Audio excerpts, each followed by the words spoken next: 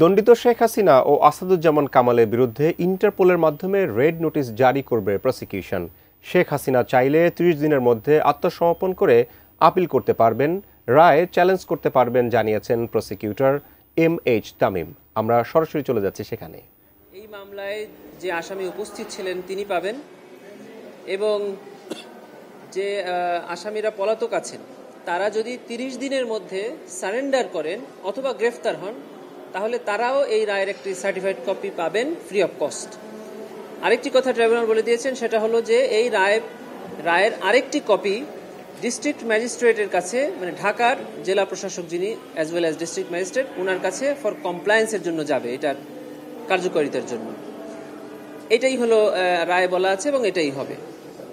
একটা বিষয় জানতে চাই, রায় প্রস্তুতি সাপেক্ষে যে রায় তো কালকে প্রদান করা হয়েছে, এখন এই রায়ের কিছু অফিসিয়াল কার্যক্রম থাকে, সেগুলো সম্পন্ন হলেই রায়গুলো যথাযথ কর্তৃপক্ষের কাছে চলে যাবে। সম্পত্তি বাজেয়াপ্তের বিষয়ে নিয়ে একটু বলেন, কিভাবে সরকার এটা করতে পারে, বা যেহেতু সাবেক প্রধানমন্ত্রী এবং সাবেক স্বরাষ্ট্রমন্ত্রীর সম্পত্তি, বিষয়টা এইটা এই ট্রাইব্যুনালের ইতিহাসে প্রথম এরকম কম্পেনসেশনের রায় প্রদান করা হয়েছে। এইটা আসলে আইনে যেটা বলা আছে সেটা হলো ট্রাইব্যুনালের সকল রায় গভর্নমেন্ট এক্সিকিউট করবে। এখন এই রায়ের কপি যখন ডিস্ট্রিক্ট ম্যাজিস্ট্রেটের কাছে যাবেন, ওনারা সিদ্ধান্ত নেবেন যে এর কোন অংশ ওনারা কিভাবে কার্যকর করবেন। আমরা যেটা করব সেটা হলো যে দুজন আসামি পলাতক আছে তাদের বিরুদ্ধে একটি গ্রেফতারি পরোয়ানার কপি সহ রেড নোটিশ জারির আবেদন করা আছে আমাদের আগেই।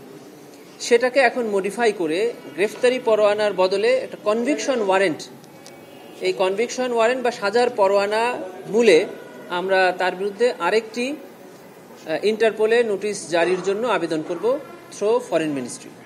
এটা আমরা করব এবং এটার কাজ অলরেডি আমরা শুরু করেছি। প্রসিকিউশন